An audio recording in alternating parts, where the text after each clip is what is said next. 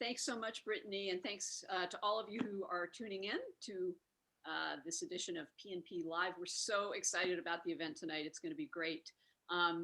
As Brittany said, I'm Lissa Muscatine. I'm one of the co-owners of the store, along with my husband, Brad Graham, and we welcome you on behalf of our wonderful staff as well. It is such a pleasure for me personally, professionally, and in every way to host two extraordinary women leaders tonight. Stephanie Schriock, the president of Emily's List, and Hillary Rodham Clinton.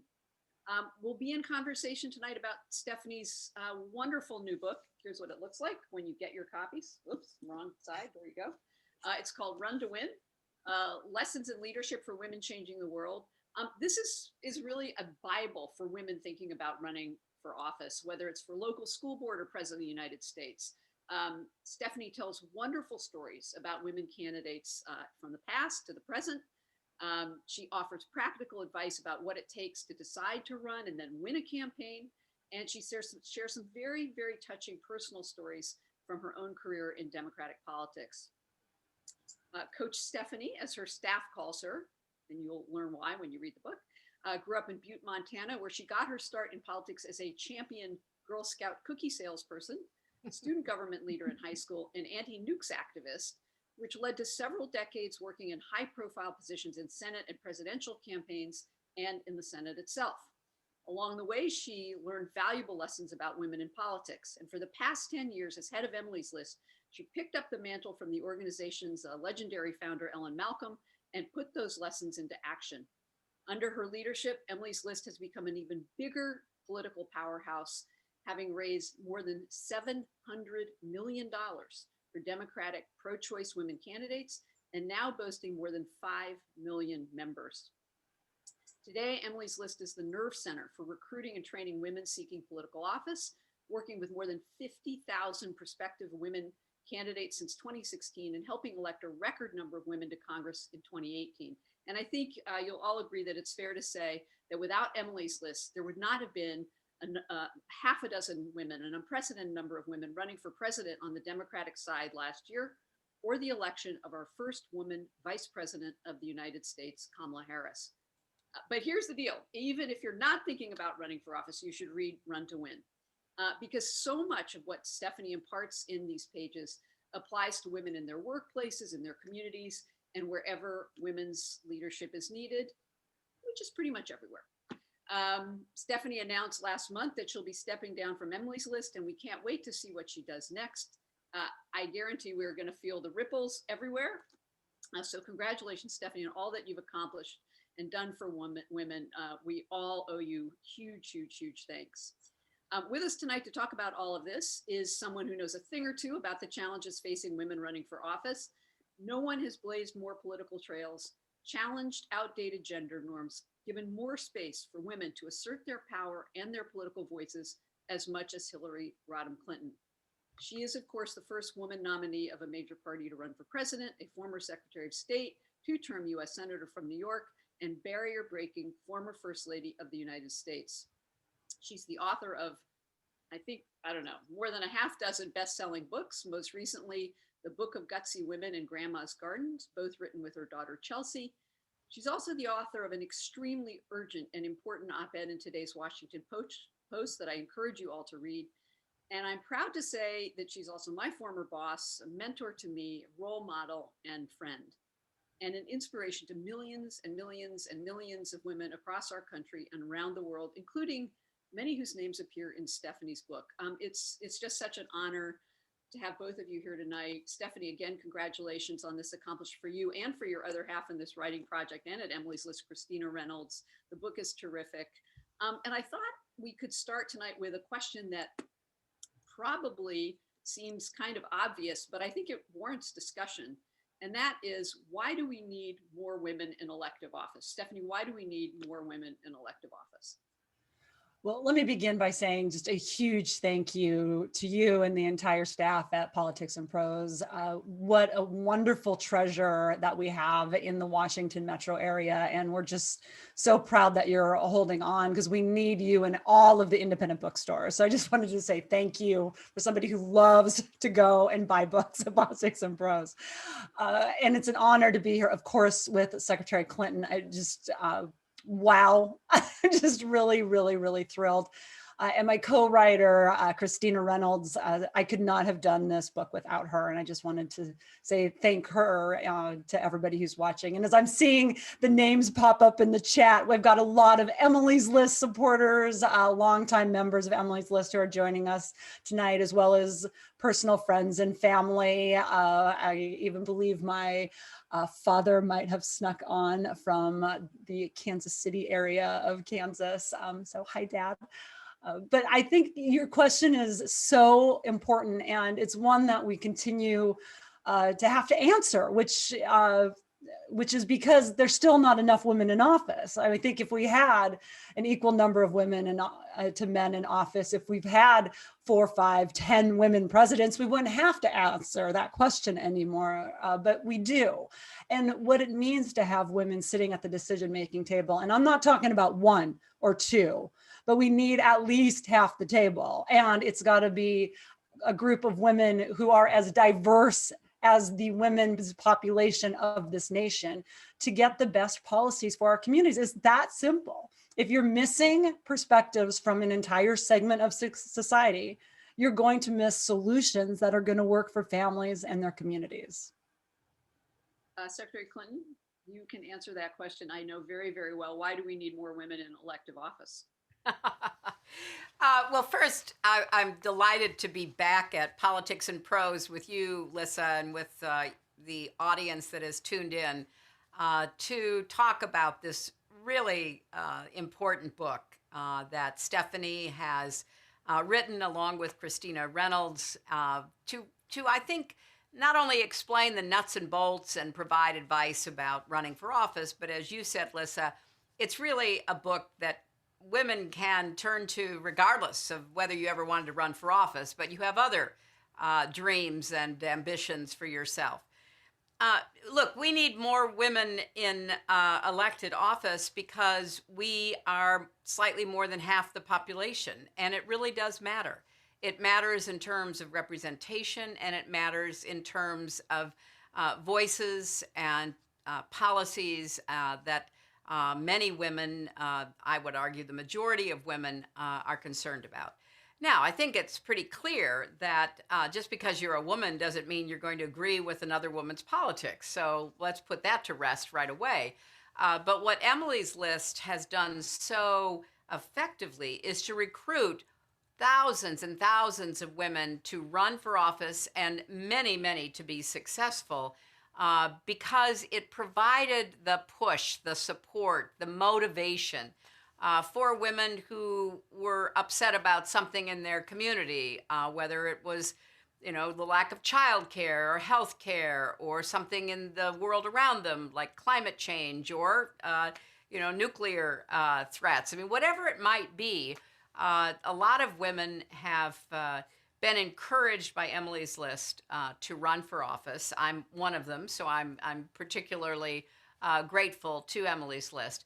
But this book goes beyond the specifics of running for office, although if you're at all interested or know somebody who is, this can provide a great guide to doing it. I was going to ask this question later in relation to something else, but I think I'm going to skip ahead because it may speak to what we're talking about here. Stephanie, you describe in the book, you say that the system is not designed for women, and you go through a variety of ways. Well, one way it's not designed for women is it's not designed for mothers. And, we have a woman who's Speaker of the House, and she has made sure there are lactation rooms in the Capitol, which you talk about. You talk about how Secretary Clinton was so instrumental in making sure that childcare could be a tax, a tax exemption for, it could be considered a campaign expense, sorry to be so unwordy there. But there's a really interesting exchange, Stephanie, that you described between Senator Amy Klobuchar and Senator Orrin Hatch when Tammy Duckworth becomes the first woman senator to give birth while in office. Can you just tell us a little bit about that? And I think it answers one reason why it's important to have women in office. Oh, absolutely. Absolutely. And this was as Senator Tammy Duckworth was a new mother. In fact, I remember having a conversation with then Congresswoman Tammy Duckworth, before this, I don't know if this says the best about me, but we really wanted her to run for Senate, but she was about to have a baby and she was in the House and she was about to go on maternity leave. And I said, whatever you do, please don't make any decisions on the Senate run until after your maternity leave. Like, don't decide in the middle of being really tired you don't want to run for Senate, because we need you in the Senate. So there you go. We really are about recruiting everybody at any moment, even when it's awkward. And then I think she went into labor the next week. So with her first child, but the battle was to have an allowance for Senator Duckworth, a new mother, to be able to carry her infant, her little tiny infant, onto the floor when there were votes. And, as we know, and particularly Secretary Clinton, who has been a senator and been on the floor for those late night votes that go every 15 minutes for hours and hours and hours. I mean, guess what? Little infants need to eat. And this was just part of it. And they had to make an official rule change. And Senator Hatch, Senator Klobuchar, and the women were all fighting on behalf of Senator Duckworth. I'm not saying, I'm sure some of the men were fighting by their sides as well. But Senator Hatch said, well, to paraphrase, what's going to happen when we have 10, 15 babies on the floor? And Senator Klobuchar, in her brilliance, it was like, progress. She's right. And that's what you want. You want to be reminded sometimes when it's midnight, probably, and there's an infant on the floor. Maybe that's the time you remember why you're on the floor doing what you're doing. Yeah, I mean, it's such a great example of that. Probably would never happen if there weren't women in the Senate, or, women in the Speaker of the House who had a lactation room. And by the way, just for the record, everybody should know that when Secretary Clinton was First Lady, she hired me. And this was back in 1993. There were not a lot of pregnant people running around the White House. There were especially not a lot of women pregnant with twins, which I was, running around the White House. And she hired me to work as a speechwriter in the White House.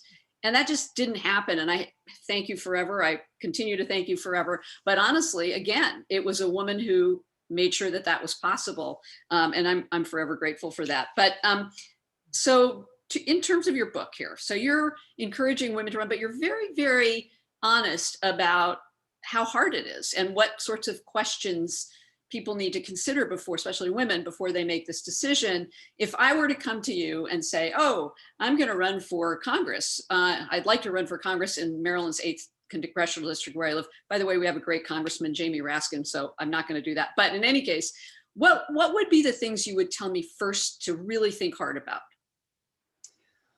Well, we often, it depends on what you want to run for is part of the truth, because there's the external questions and then there's the internal questions, and the external questions are related to why that particular race, is that race even possible? Like in the question of the 8th, that's a primary if you were to decide to run against Jamie Raskin, which I would highly recommend don't do. But we're very honest about the external questions about what does the district look like. We live in a country where a lot of states are super gerrymandered and there are very safe Democratic seats and very safe Republican seats. So we walk through just the kind of the brass realities of the numbers. But then comes the other set of questions. Why are you driven to run? What is it that you want to change? Is there a set of concerns in your community? Is the office you're looking at the right office for those concerns? Maybe it's something else. We have a lot of women who will come to us thinking they'll just run for something local, which is super, super important. And we'll walk them through and give them all of the steps. But sometimes like a Chrissy Houlihan, for example, who's now a congresswoman in Pennsylvania. I mean, she literally, after the 2016 election, sent her resume, Chrissy Houlihan sent her resume to our info line email saying, I want to run for office. And when we looked at her resume, which by the way, she's a veteran, served in the military, a successful businesswoman, happened to be living in a congressional district that we thought was going to be in play. And she was thinking she was going to run for an important local office. And we just flat out said, we think you should step up and run for the US House. And not only did they redrew those maps, she scared the guy out, and now she's a member of Congress. So we really want to think through all of the politics, both personal and external, in that process. And sometimes the answer ends up being no, or not now. And You women, know, Lissa, could I just add, because I've had many conversations over the years with Stephanie about women who wanted to run, whether they were ready to run, whether they could win if they ran. And I just want to underscore how honest Emily's List under Stephanie's leadership has been for 10 years, so that people are not being built up so that Emily's List can run up numbers. People are being leveled with. And boy, do we need a lot of that in our political system these days. And what Stephanie just described is a really typical conversation. Here are your strengths, here are your weaknesses, here's positions that your district is already committed to. How do you feel about that? Are you able to, come in with a different perspective? I just want to commend Stephanie and Emily's List for, dealing with the thousands and thousands of women who send in their resume, like Congresswoman Houlihan did, and they respond and they try to help them, and they try to be really, straightforward and honest about what the chances are. Stephanie, you also talk about this, and we always all talk about this, how women never think they're qualified for whatever it is they're going for. It can be a job, it can be a promotion, it can be running for Congress, running for office. And you face that yourself, Stephanie, in various political jobs. You had doubts about whether you were ready to be president of Emily's List. And Secretary Clinton, I remember when you weren't even thinking about running for office ever. You always campaigned for other people, all the time, including your husband. And there was an incident, an exchange, as people were encouraging you to run for Senate. You had a lot of doubts about whether you should do it. And there was a conversation, which I'm sure you remember, with a young woman at an event featuring Billie Jean King in New York City. And that was a sort of inspirational moment for you, I think, a kind of turning point. Can you tell us a little bit about that, and whether you had doubts yourself as one of the most accomplished women in the country? Oh, I remember it very well, because it had a very big impact on me. And you're right, Lissa, when people from New York approached me about running for the Senate back in late 1998, because then Senator Daniel Patrick Moynihan had decided to retire, I thought they were, just really off base, and told them so. I didn't see myself transitioning from being First Lady to running for the United States Senate. There were lots of experiences that I'd had in and around politics, which educated me as to how difficult it would be. And I was consistently rejecting all of their approaches. And there was a lot of speculation in the press about, whether I would do it, and people who were putting their names in the article saying, I'm telling her she should do it, we want her to do it. And I was at an event as First Lady to promote a documentary about sports, and Billie Jean King was there. She's a great friend of mine, and obviously a great athlete. And I was introduced to the podium by a young woman who was, captain of the volleyball team. Anyway, she introduced me. And as I was shaking her hand to thank her for the introduction, she bent over and whispered in my ear, "Dare to compete, Mrs. Clinton, dare to compete," because Dare to Compete was the title of the documentary. And although it was about women athletes, obviously this young woman thought it was also about whether or not I should run for the Senate. I have to tell you, that had a bigger impact on me than all of the people coming with their research about New York, who had run for office, successful office holders, the like. And it made me think, I've spent a lot of my adult life encouraging women to take risks, encouraging women to go as far as their hard work and dreams would take them. Was I afraid to do it? I mean, was it not that I didn't want to do it? Was it more that I was really concerned about doing it? And I had to be really honest to go back to Stephanie and her book and the conversations that she has with potential candidates. And eventually, I talked myself into getting out there and trying. And it was really hard. I want to tell you, it's a lot easier campaigning for somebody else than campaigning for yourself. I mean, all of a sudden, you have to start using the personal pronouns. I believe this and I want to do that, as opposed to he or she. And I had been campaigning for so many women. That was the year of the women, we thought, although that was pale in comparison to where we are now, back in the 90s. And so I know firsthand how challenging it is to actually decide you're going to do it. Well, it's so interesting. I remember how hard it was for you to say I and not we, and we would kind of make fun of you, but it was hard. It's a really hard transition.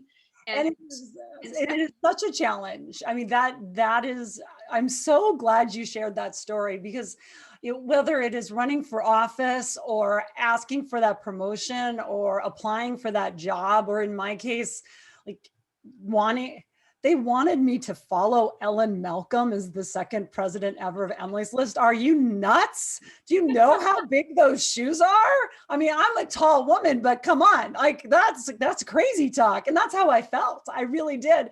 And the reason I question, you've seen so much of the academic research that says the same thing, is you look at the job description, or what you think the job description is, women, not just what's on paper, but what you put on that paper in your head. And I was like, oh, I've got like 70%. Well, that's just not enough. And that's just wrong, because all of these jobs, we learn so much on the job. It's the on the job training. And I always get fearful of like keep pushing everybody to do trainings on top of trainings off. I call them get off the training hamster wheel and and dare to compete. I guess that's a better way to put it now. Dare to compete and just jump in there, because that's where you're going to learn most of it. I think we can all say that every job we've learned mostly on the job. Well, one of the great lessons in your book also is, we have this notion of what a member of Congress or a president or, a state legislator is supposed to look like. And it's usually a white male in a suit and tie or whatever. And you talk about you have to be willing to try to break that mold. And yet women have been put into these prescribed roles of invisibility, doing all the hard work, knocking on the doors, doing the bake sales, running the PTA, organizing at the grassroots, never getting credit, never taking credit, never being in the limelight. And so there's a whole kind of cultural adaptation, right, that has to take place, where women need to feel like, hey, I can be a visible leader, right? And so how do you convince? And there's been such this evolution over generations that have helped this. And I feel like I'm in a lucky way in between a generation of Secretary Clinton and my mother's generation, who literally had to play the game, just ram through doors, be perfect, be told they had to be perfect, so I could walk through the door. And I did. I walked, the door was open. When I became campaign manager for John Tester, the senator from Montana, there was no like, oh, he hired a woman. Like that just didn't, well, I don't think that happened anyway. I didn't know it happened. I know, I'm sure it didn't. And I became his chief of staff and there was no questions asked about that. But what I noticed being a Gen Xer coming up in the 90s in Washington, D.C. is I had 5 navy blue suits and 5 black suits, and I had to look the part, and you wanted to keep your head down and work really hard, and then you would be successful. Just keep on doing what you're doing. Don't rock the boat too much. Don't call yourself a feminist. We used to have those conversations.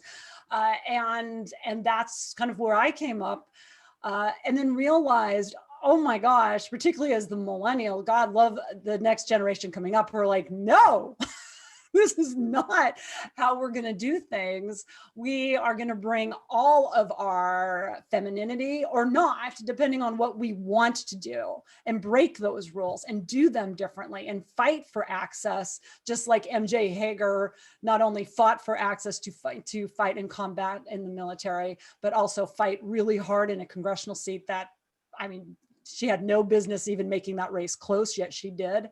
And I love, like, with all of the tattoos she wears to cover the wounds of her arms, of her war wounds, and proudly wears them. And I think back, and I talk about this in the book, I think back to conversations in the 90s, even with men, where I'm like, oh, hide the tattoo. You can't show a tattoo.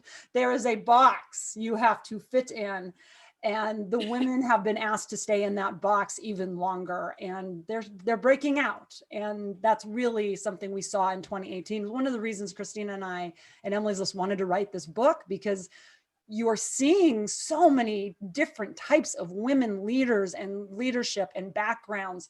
And I don't just mean race and age, though that is definitely diversifying, but also profession and geography.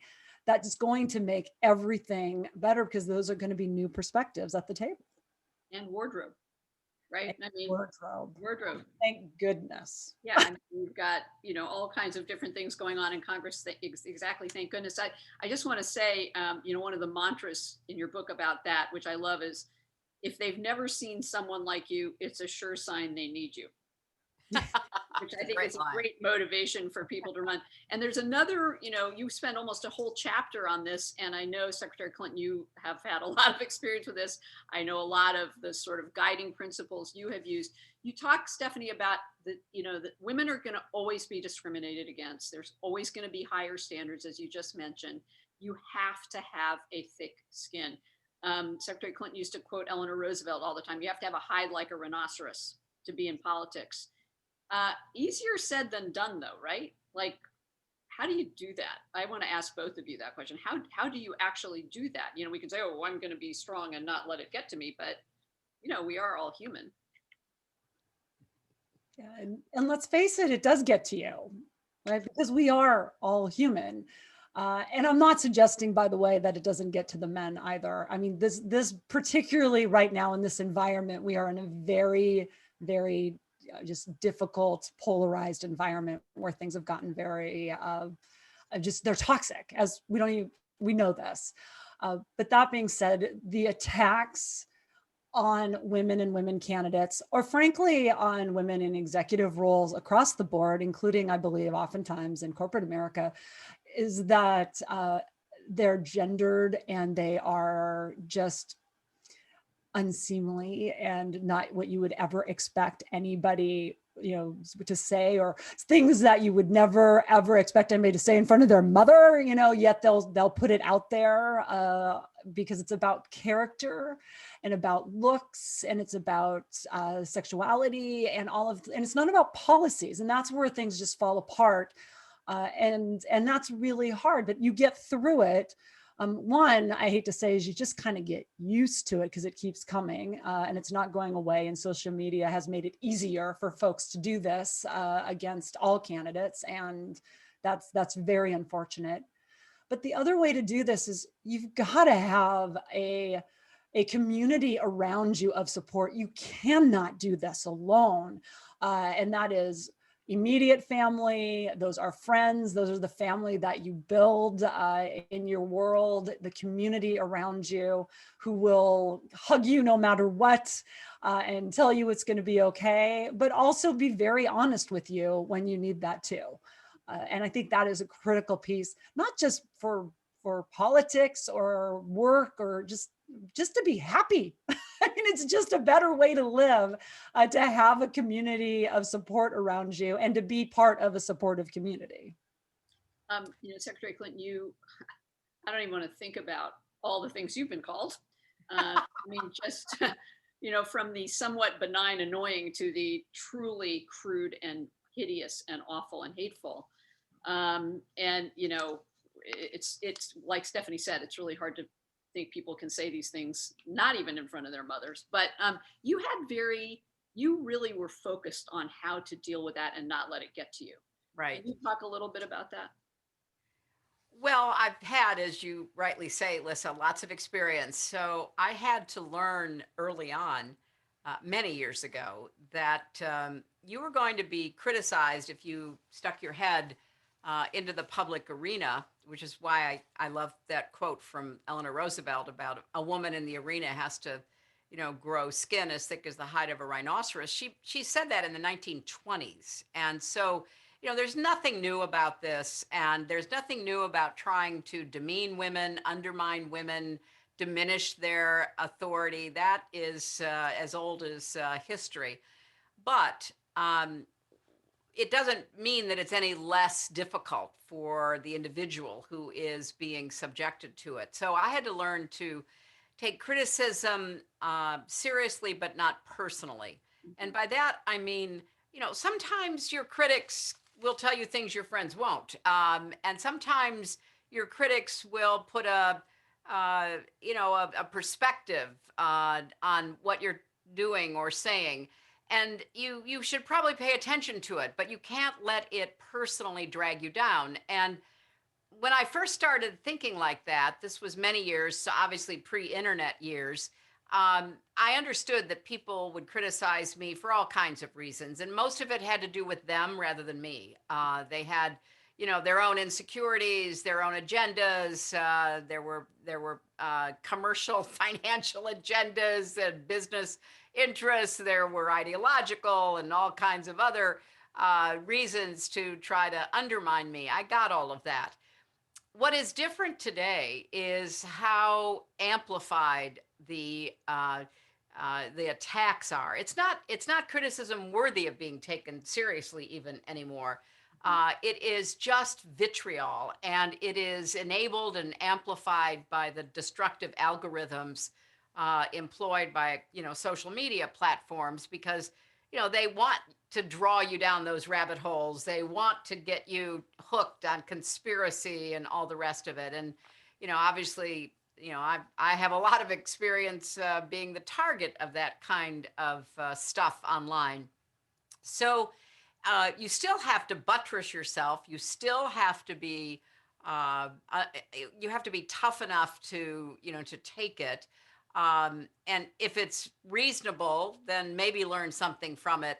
But I think it's a bigger issue now than it even was. And therefore, I think people in the public arena have to band together to try to rein in the tsunami of attacks. Because what we've seen is how those attacks can evolve into threats of violence and then actions based on those threats. And we shouldn't have been surprised. You and I, listen, know very well about the crazy, insane Pizzagate accusations, and the man showing up with his assault rifle to liberate the non-existent children in the non-existent basement. At first it was so absurd you just would kind of roll your eyes, but it motivated somebody to get in his car in North Carolina and drive to Washington with an assault rifle.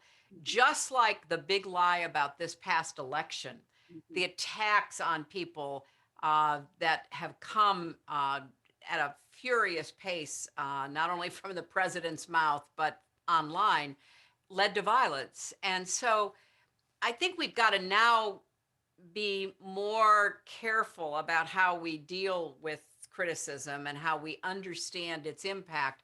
We've always had to toughen up, but there's a big difference in having somebody say, I disagree with her because she wants universal health care, and I think she's in it for the wrong reasons, or she's not going at it the right way, or whatever they might say, and saying that you're a terrible person committing crimes, and people should take action against you. That's where we are right now. And if you read some of the horrific online commentary, literally being live streamed while these insurrectionists were attacking our capital, a lot of the rhetoric is vile and deeply, deeply dangerous. So we've got to be tough. We've got to take on what should be the normal give and take in politics, but nobody should put up with the kind of craziness that we now see, aided and abetted by people like the president and those around him and those in the Congress who support him. I just want to ask one more question before we go to the audience questions. But Stephanie, you mentioned this in the book. You talk a bit about it. Obviously, you've presided at Emily's List during a time of enormous growth in the participation of women in politics. Without Emily's List, that would not have happened and not have been possible. But and you expected after 2016 for women to kind of get turned off, and they didn't. What about now? I mean, are you worried that this craziness is going to deter women from running, or are you pretty optimistic? We're going to be done with Trump, who of course is not done with him, at least he'll be out of office, but he has been a galvanizing force. Let's not kid ourselves. What do you see looking ahead?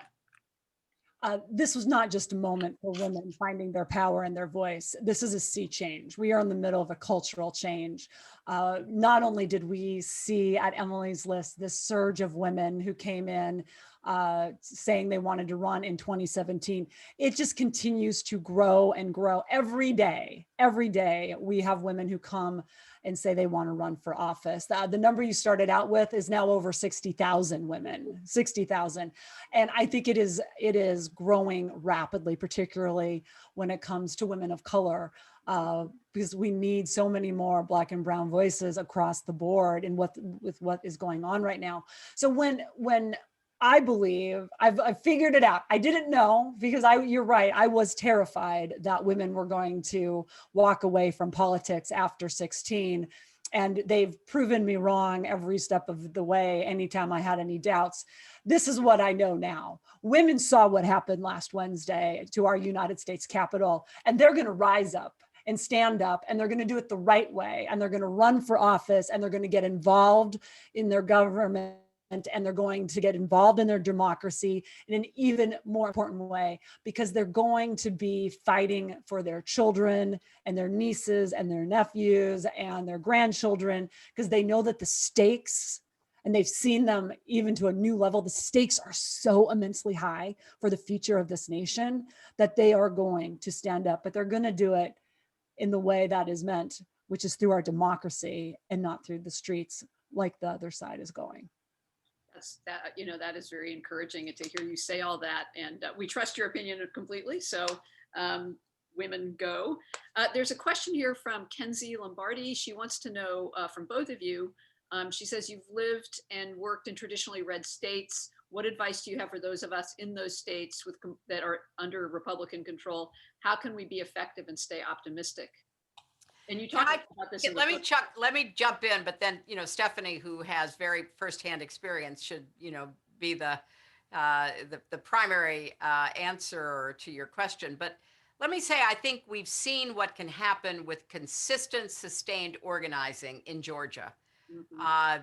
We have seen it also to a lesser extent, but still notable in Arizona. I started an organization after 2016 called Onward Together, which is aimed at supporting organizations that are trying to organize on the ground so that the people that Emily's List gets to run will have a big, solid, supportive base in places that haven't elected Democrats before or in a long time. And that's exactly what Stacey Abrams did after 2018. I mean, I was gratified after 2016 when so many people, including some of the people who Emily's List endorsed and supported, called me and said, what happened in 2016 has really motivated me. Well, I think the same thing happened in 2018 when it was very clear that Stacey Abrams' run for governor had been undermined by voter suppression and all other kinds of efforts to try to prevent people from voting and having their votes counted. So she was determined to continue the work she had started years before, to keep organizing, keep registering voters. That is the path forward. And yes, is it harder in some places than others? It is. But if we had predicted 4 years ago that Georgia would be one of the states that went for a Democratic ticket, a lot of people would not have been convinced. Arizona, the same. We had to win back Pennsylvania and Michigan and Wisconsin, which had been sadly impacted by all kinds of misinformation and suppression, but we did. And so you just cannot underestimate how an organized group determined to make a difference actually can get it done. So it's not easy. And unfortunately, there are still too many places where it's such an uphill climb. But I think we've seen some good examples of what can happen if you get yourself organized and create some momentum to make a difference. Stephanie, I mean, people, if they read your book, you have so many examples of these incredible women who ran in red districts and nobody thought they'd have a chance, and they were newcomers to politics, and they were just motivated. And you go through the many different reasons that motivated them: healthcare or education or whatever it might have been. So can you talk a little bit about why they were successful? And it's Secretary Clinton's absolutely right. I mean, these, getting more and more folks registered and organized makes a huge difference in those states where we have large unregistered populations who should be driving the politics of the states. In Georgia, I mean, let's look across the South Carolina, hundreds of thousands of African Americans are disenfranchised. Alabama, Mississippi, Louisiana, Texas, the Latinx community still, I mean, all of these states are ready for leadership out of the community. They need resources and investment for a long time to make that happen. But then I look at the other part of the nation where we've got a different set of problems in some of the states that I have managed campaigns in, Montana being one, where we just saw in 2020 the loss of a governor's seat that we've held for a long time. Steve Bullock, who was finishing up his governor's term, a fabulous governor who ran for Senate, did not win his Senate seat. We did not win the House seat. It was a very rough year in Montana, though in 2018, let us not forget that Senator John Tester won his reelection for the first time. Over 50% of the vote went for him in 18. It wasn't all that long ago in those upper plain states and upper Rocky Mountain states that there were a lot of Democratic senators. I mean, Secretary Clinton remembers when she was Senator Clinton in New York, you had 2 Democratic senators in North Dakota. You had 2 Democratic senators in South Dakota. You had a Democratic senator in Nebraska. You had 2 Democratic senators for a time in Montana. In Ohio, we still hold on to one. I mean, this is all. So how do you do it? Right. And that's just on the Senate side in these houses. How do you do it? And the truth is, it just takes a huge amount of commitment to listening and to understanding where the shared values are. Because I'm telling you, there are shared values across this country that everybody shares. And it's one of the reasons healthcare is such a central part of all of these campaigns, because there isn't a family who doesn't deal with healthcare problems. There is not. That is just part of our existence as human beings. And what we saw in 2018 in particular, and it continued in 2020, is the sharing of the story, the storytelling. I really, truly believe, and we talk about this at Emily's List all the time, is first getting our women candidates to tell their story by using Secretary Clinton, the word I instead of we, and I instead of he or she. That's exactly when you told that part of the story. I'm like, that is so true. That is a hard thing to do.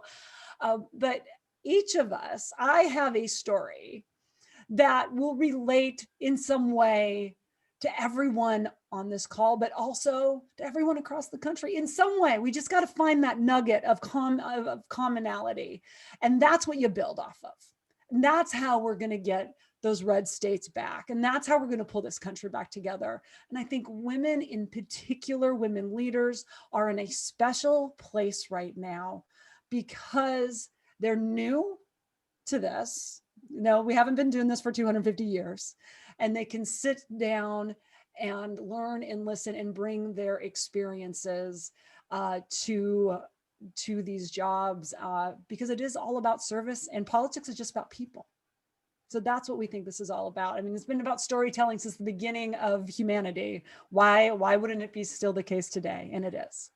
And telling your authentic story, which you also talk a lot about. And that can be hard for women, because what is authentic is always criticized, right? I mean, Or it can be. And I will say what we're seeing, what I'm hoping will continue, is a little bit of a change. And I don't know if it's a generation, I can't quite put my finger on if it's a generational change or just a willingness, because of the culture we're in, for a little bit more authenticity, even from women. You know, for so long we demanded perfection from our women candidates, and that was just unfair. And no one's perfect. It just is not possible. So the ability to just be more open has really been welcomed. And we saw that with the candidates in 2018, talking about their own healthcare issues, their struggles within their families, their sexual assaults in some cases, the losses of their family members to gun violence, very painful personal stories that they were able to use to draw passion in themselves that motivated their hearts. And you could see it. You could see it in Lucy McBath's eyes. You could see it in Debbie Merkesel's eyes. You can feel it in Lauren Underwood when she talks about her own personal health care issues and how she's had to fight really for her life as a child. I mean, all of these are coming through in a way that is so powerful. And so real. And Alyssa, you've been just such an amazing writer of the story yourself for so long that you understand this probably better than anybody here. This is how we bring people together. Well, I think you're making a great point, which is that these stories are so personal and so powerful that they can't be called inauthentic. Correct. They cannot be called inauthentic. Just getting back, there's a question that sort of relates back to what Secretary Clinton was saying a minute ago. And it's, to what extent do you think the visibility of women of all different types in politics, as well as other places, contributes to the kinds of behavior that most recently resulted in the storming of the Capitol, which of course, most of the people we saw storming the Capitol, there were some women, but it was by and large white men. What do we do about changing those people's fear of change? Yeah, we kind of know what they're afraid of. Well, I think this is the biggest challenge facing our country right now. This op-ed that I wrote for the Washington Post is really about all of us doing some soul searching. How did we end up where we are? Certainly Donald Trump deserves a lot of responsibility, but he's not the only reason that we saw, hundreds and hundreds of angry, rage-filled people attack our Capitol to try to prevent a fair and honest election that had been certified by Republican as well as Democratic states from making Joe Biden our next president.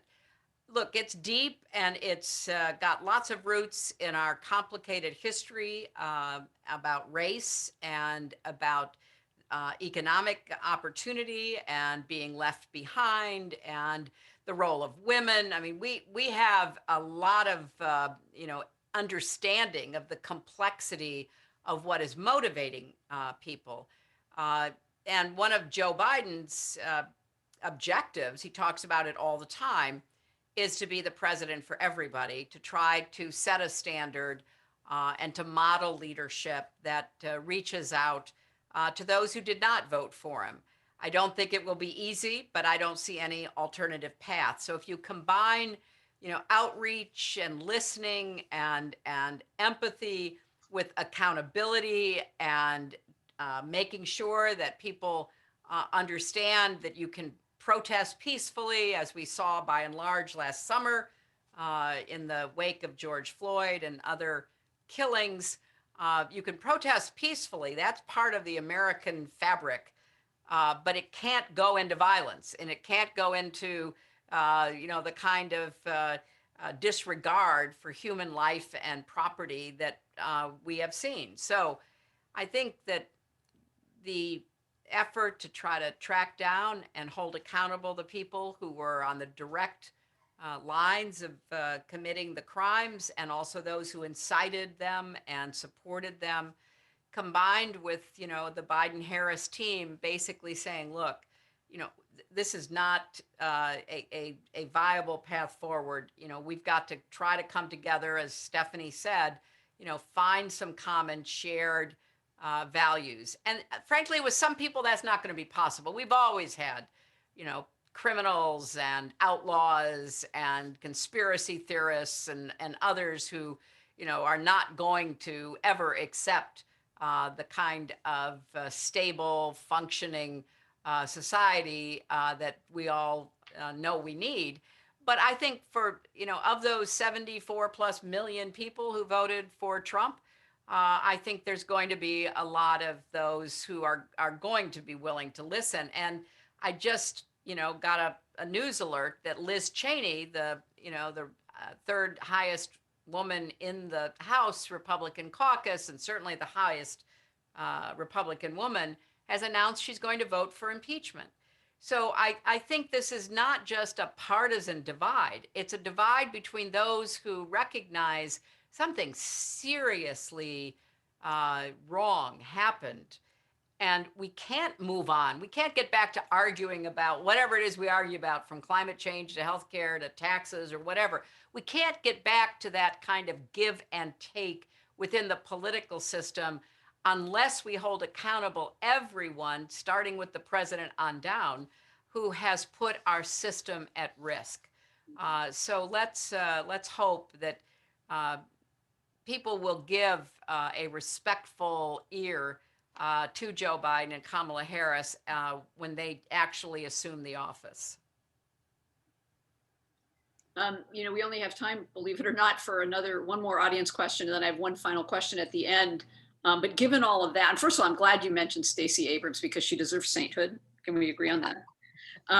And secondly, just seeing Nancy Pelosi operate in this last week makes, I just can't wait for there to be a big, gigantic building in Washington with her name on it, which there better be. But, just to see her poise and her equanimity, yet her firmness and toughness, and it makes us all proud. So those kinds of things give me hope. But one of the final questions from the audience, oh, by the way, people in the audience who you're asking a lot of questions about, how do I get started? What should be my first step? How do I decide? That's why you need to read the book. It's all in there. You will have a total primer once you read Stephanie's book. So I'm not going to ask her to answer those questions here, because it's all in the book. But there was a question about how the two of you remain hopeful given what we've been witnessing for the last at least 4 years and longer, but especially the last 4 years, not to mention the last week. How do you remain hopeful? Well, I'm glad you mentioned Nancy Pelosi, because I got to tell you, Speaker Pelosi, Leader Pelosi, then Speaker Pelosi has remained just one of my inspirations, and truly, she's brilliant. And I remember the debate about whether or not she should be speaker when the majority came back. And I like to just look at all those folks who had any question and just go, really? Did you really think it was a question?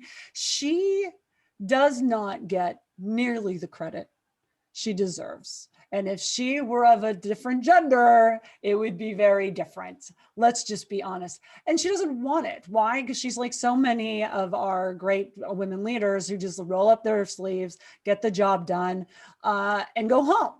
Because that's how the place should work. And I think that's how we start finding common ground, actually. The place isn't just to show off and pound your chest and say a bunch of things.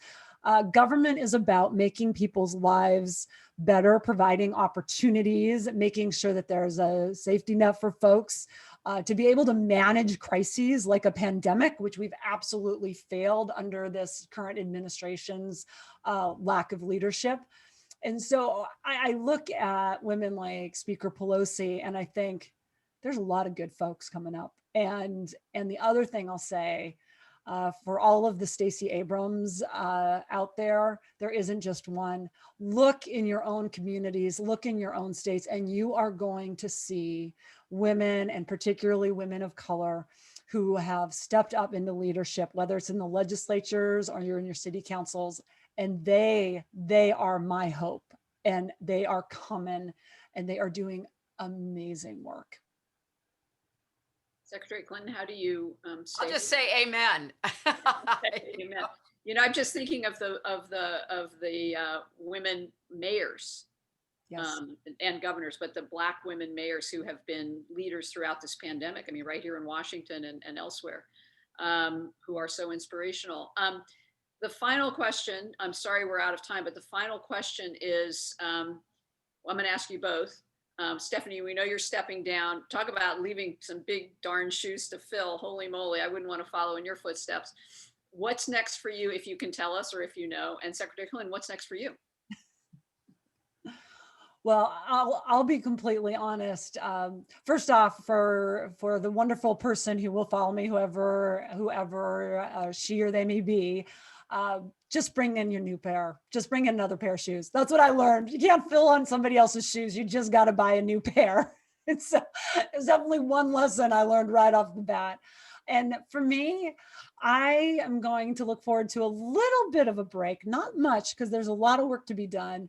And think through what opportunities lie ahead, because I'm not leaving the fight. I just needed a little time and want to think through where my next step is, and leave behind a wonderful organization that will always be near and dear to my heart. Emily's List has truly changed the face of this nation, chamber by chamber in this government, because of the staff who they're just extraordinary. Generations of staff who are immense leaders. And of course, to Ellen Malcolm, who started all of this, who in and of herself does not get nearly enough credit as a stateswoman of this nation. And I know that no matter what, Emily's List will continue to be a force to be reckoned with. And Secretary Clinton, I shouldn't have said what's next, because you never stop doing all the many things you do. But what are you going to focus on most, do you think? You know, I am very focused on doing everything I can to help the Biden-Harris team be successful.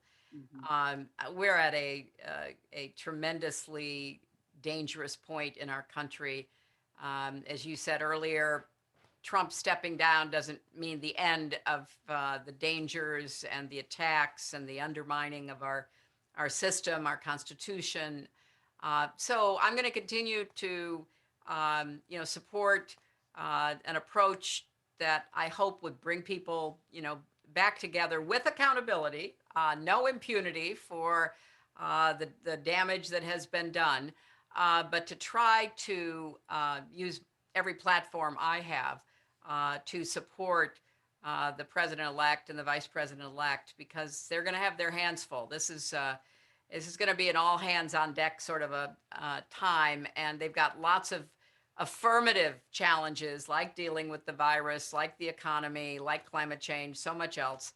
But they've got to figure out how they're going to keep the country together, and they're going to have to figure out how to deal with the social media platforms, because the attack on the Capitol forced them to do things they never thought they would.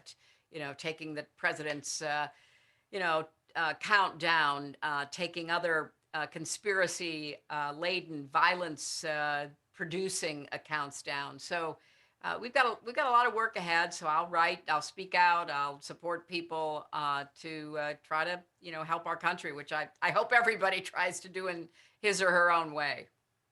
I just want to say that I know I speak for millions, tens of millions, hundreds of millions of people in thanking you both for being such energetic warriors on behalf of the country, especially on behalf of women and on behalf of democracy at this point, which whoever thought we would actually have to say that in a way that was more than just rhetorical.